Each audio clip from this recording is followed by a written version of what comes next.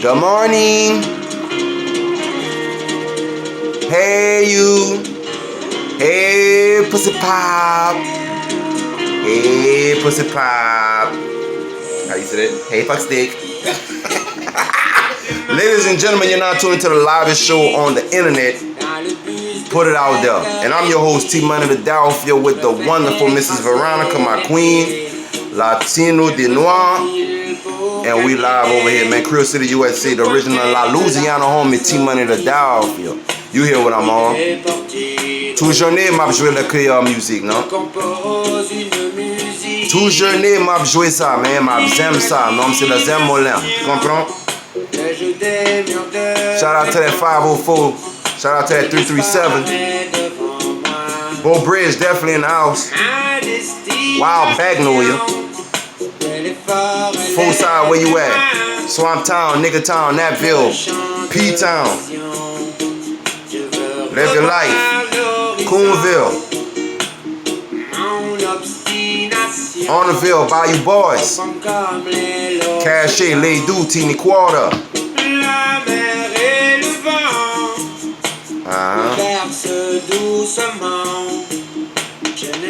Back of town, what up? C'est mon tout la famille. What's good? You're now tuning to the #1 La Louisiana show, TMONEY Da Dalphia. And today we going on, put it out there. I just want to say, y'all, it's a beautiful day. I don't know what y'all doing. Y'all see this flag behind me? Y'all see what we doing. We getting ready to meditate. But while I'm here, I just thought about stopping and telling y'all some stories. So listen. When I started this music, when I jumped into the music, a lot of people was not here that y'all know of today. I don't discredit or take anything from anyone that's trying to do their thing today.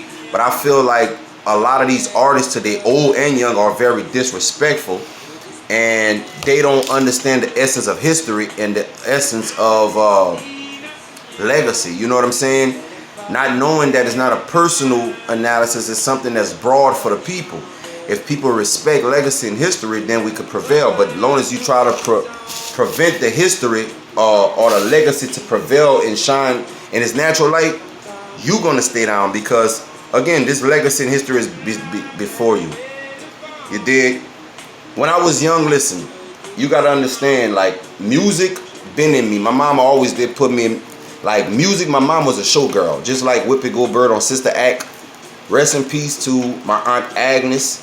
You know what I'm saying? Celestine, Aunt Marie, she was a queen of that showgirl stuff too. They used to travel from Mississippi, Texas, Louisiana, all over and do shows and perform and win. And style shows, pageant shows, beauty shows. And my mom used to host them. She was a promoter. She used to do that too.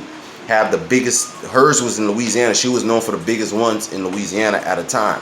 So I always was around that, right? So when it was time for me to do it, I was like 7. They just put me in the game because she always would have to build up the big beauty, the big passion and style show. They would have little ones that made to the big event, and that's how they would raise the money to go out of town.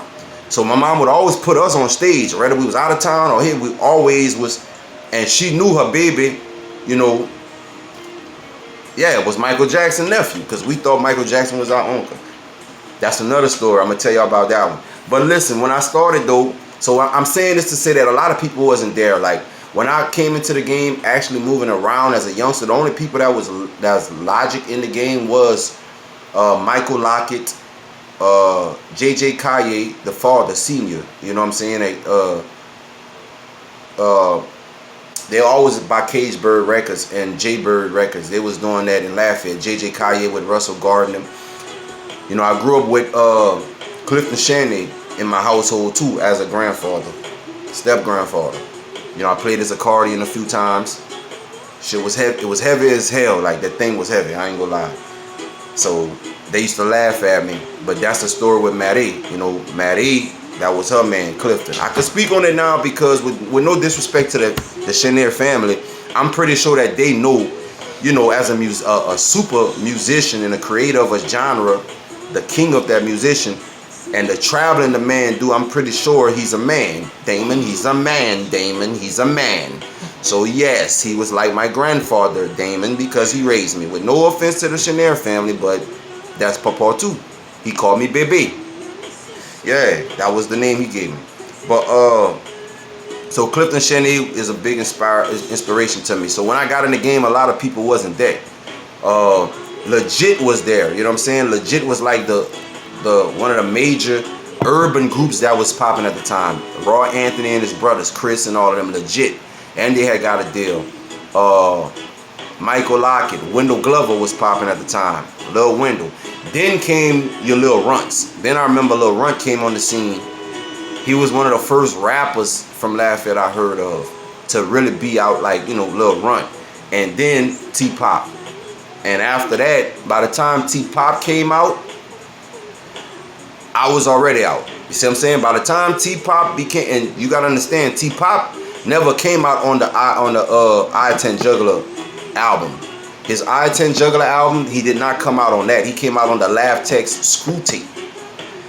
And we already had knew and met T-Pop by then in 93. I was already his little homie from Bro Bridge because his sister Karen is my homegirl. Well, my cousin, Ladette. So I was already, he already had snatched me because he would be in Bro Bridge when he had the candy red car. Yeah, on the Blades. Shout out Papa, man. King of the Flats, man. T-Pop, I-10 Juggler, the real king of Lafayette. That's the real king of Lafayette to me. Because that, if it wasn't for T-Pop, nobody wouldn't care about Lafayette. You know what I'm saying? Vicious them was coming out here messing with real street niggas. And they came with that rap shit from Lake Charles. So T-Pop really is the king of Lafayette with that rap shit. That was the first real artist to blow was T-Pop. You know what I'm saying? The I-10 Juggler. T-Pop, nigga. What up, Papa? You know what I'm saying? What it do? My big brother. I love you, baby. You know how we get down. I'm gonna hold it down and tell the true number, the truth, tell the truth, swear to God. Them boys wasn't there, man. Them girls wasn't there. Listen. I remember whenever everybody came in the game. I remember when Mr. Fat got in the game, I was already in the game. I remember when Lady Kim got in the game, I was already in the game. I remember when Big Boom and Two Throw got in the game, I was already in the game. I remember when Cupid got in the game, I was already in the game. I remember when, who else y'all want to name?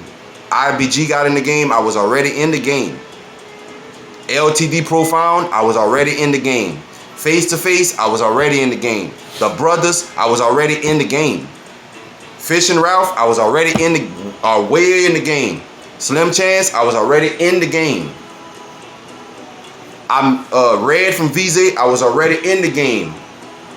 You know what I'm saying? And it's not to discredit nobody. Wochi, I was already in the game. J Flow, I was already in the game. I mean, anybody you could name that's hot today. Young Troll, I was already in the game. I met them when I was already somebody. When I met all these people I'm naming, I was already somebody. I already had music in the stores, people riding around jamming my music. I was doing concerts, I was traveling, performing, getting money, selling CDs. I was already doing that when I met these people and they was not established. I watched them put their first records out. I watched every last one of them put their first records out. And I already had records out. You know what I'm saying?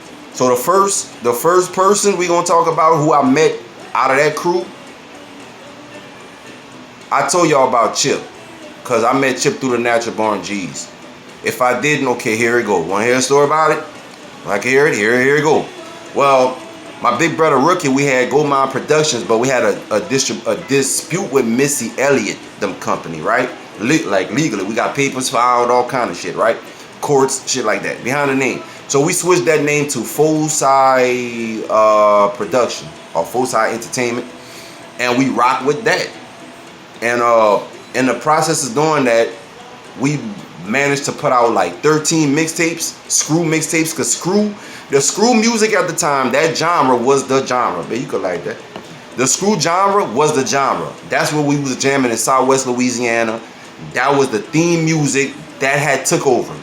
So if it wasn't R&B, because that was the popping thing out here, R&B and Zydeco and pop, the Texas movement, or bounce, right?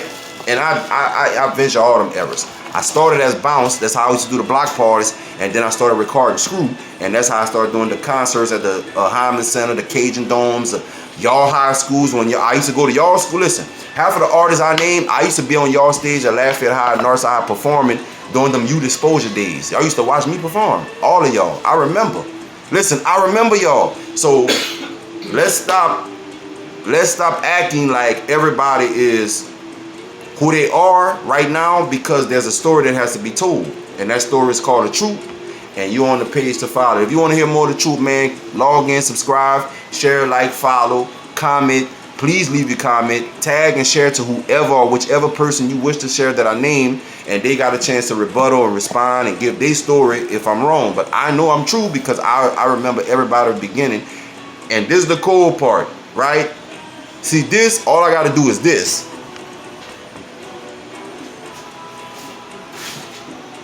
All I got to do is this right here. And this beat all of y'all. This beat every last one of y'all. Now watch this. This ain't even the first one. This is the 17th one. Yeah, if I pull out the first one, see, the date beats everybody's starting date. When y'all start putting y'all first one out, my first, it beats it. A lot of y'all started coming out around this time.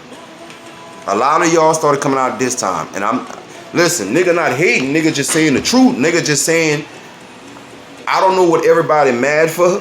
You heard me? Or why everybody feels... Since I was young, people feel some type of way about me. I don't know why. I don't care personally because I got a lot of money and I got a lot of connections and I got a lot of connections and I am a king. I'm the king of 337 by blood, not by mud. And people will kill for me. Yeah, people will die, kill for me. And the most crazy part about it, I'm head first. I'm doing it myself. I like to go to people's house. I like to see their children. I like to go sit on their living room and wait for them. I don't sneak around the corner. I don't do that. You hear me? You think? You're dead. Hey, Pussy Pop. Holla at me, man. Subscribe, follow, share. It's going down on here. Holla at me. Shout out to everybody from Lafayette doing their thing. All hails to the King T-Money. Follow my lead. You can't go wrong. If y'all follow me, you can't go wrong. I'm a living proof. Y'all all witness me, man. Y'all all ask me, like, how you did it, bro? How you did it? Man, follow me. Don't try to sneak and look at what I'm doing and then all of a sudden go a different way. You heard me? And just discredit me. Everybody else after the people I named, really, y'all don't count because y'all just came out last year. Y'all don't really count. Y'all don't count. But I got a story how I met every last one of y'all too, so y'all don't count. But everybody else, y'all behind me. And I'm going to give the story. Peace, love, and happiness.